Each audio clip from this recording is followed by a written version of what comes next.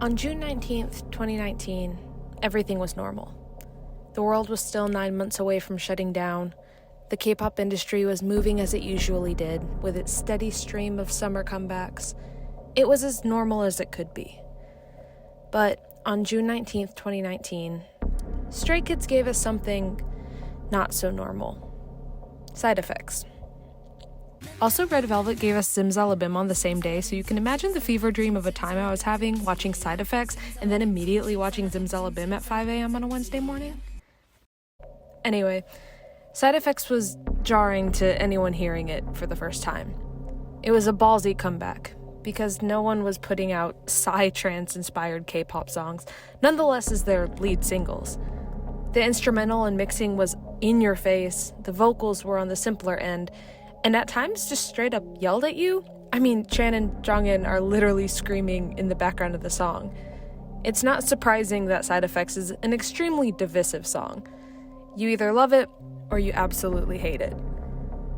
And for me, Side Effects is not only one of my favorite Stray Kids songs, or K-pop songs, but one of my favorite songs of all time.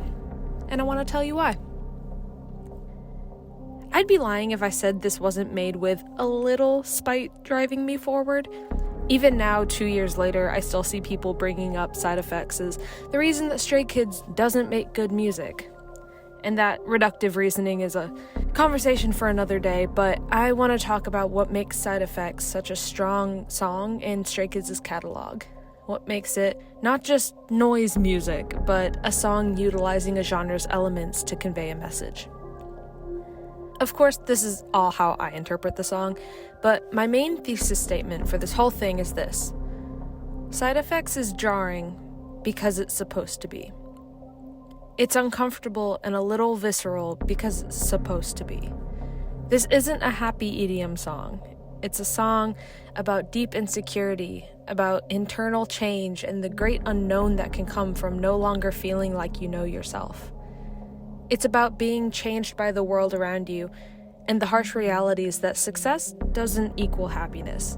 With Hyunjin yelling the lyrics, "Maybe it hurts more because I thought it would be easy." The lyrics aren't subtle about this.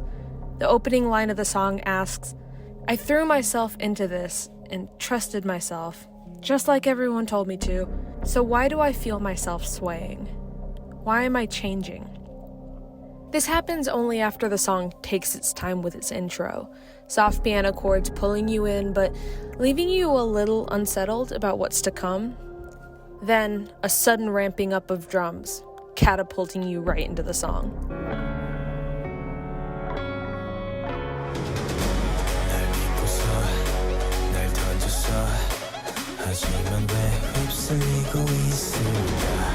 This happens throughout the entire song.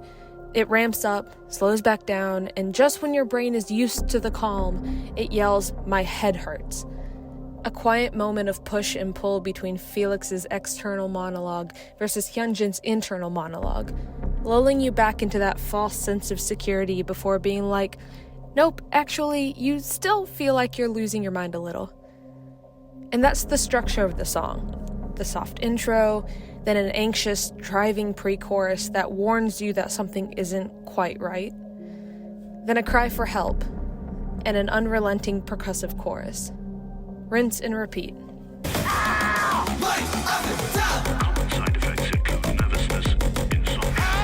Until the bridge. It slows all the way back down, the slowest it's been since the intro, with these onomatopoetic bits juxtaposing the quick, almost unhinged rapping.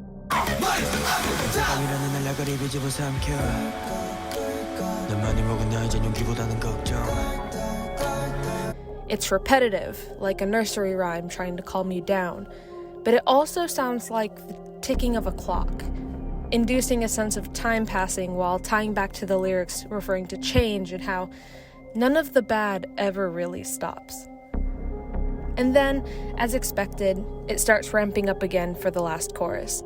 Except this time, when they've previously yelled the entrance of it, we have Felix, sighing and resigning to the fate that this isn't going to stop.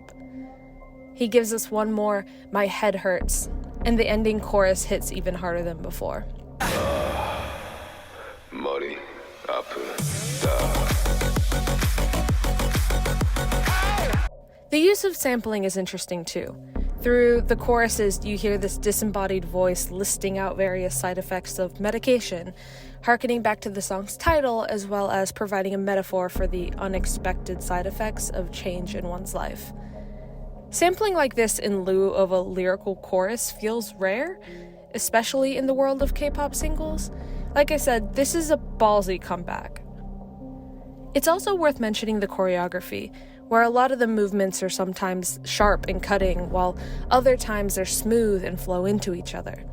One member flows into the next, causing a wave throughout their formations. One affects the other, like dominoes, like side effects. The lyrics of Side Effects are stray kids talking themselves in circles in the moments where they can think clearly, and the instrumental takes over when they can't. It switches between minor and major. It goes from these doubled beats, like your heart is pounding, into triplets all through the chorus that don't let up. This song is about contrast. This song is about anxiety. That's what I think hits home for a lot of people. This song, along with Stray Kids themselves, they don't shy away from the themes of mental illness and the uncomfortable parts of that. The chorus feels like an anxiety attack, where things seem to be fine for a bit, then suddenly, out of nowhere, the panic comes back and doesn't let go of its grip. And then you calm down, and you start to feel better, only for it to happen again, and again, and again. It's a cycle. Just like the intrusive thoughts the lyrics highlight are also a cycle. This song is jarring because it's supposed to be.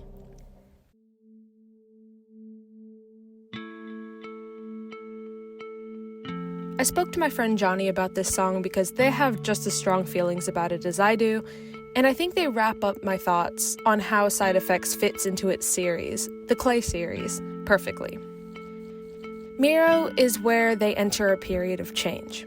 They don't know what's ahead of them, but they go into the jungle or the maze anyway. With Side Effects, they've made a decision. Now change is happening. But why is it like this?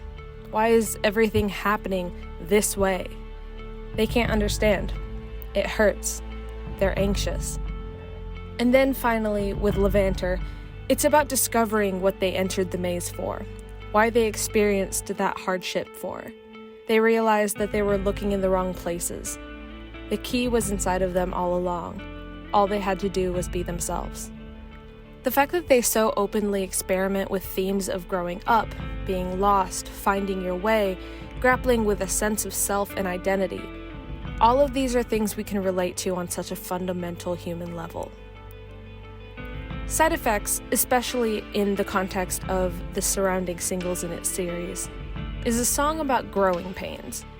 It's an adjustment period. And knowing that the series ends happily, knowing that they could get out of that maze and find comfort in the change and in themselves, it recontextualizes Side Effects a little. This song is catharsis. When the opening of the song starts and those drums first hit, it no longer feels like it's knocking me off my feet.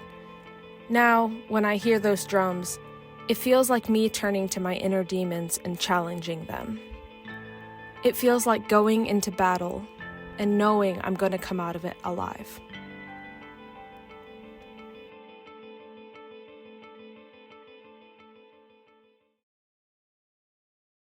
Thank you to my pal Johnny for their incredible insight in helping me organize my thoughts. And a shout out to React to the K for their musical insight on things for which I wouldn't have really known how to put into words. Stay safe, stay healthy, go listen to Side Effects again, and have a good one.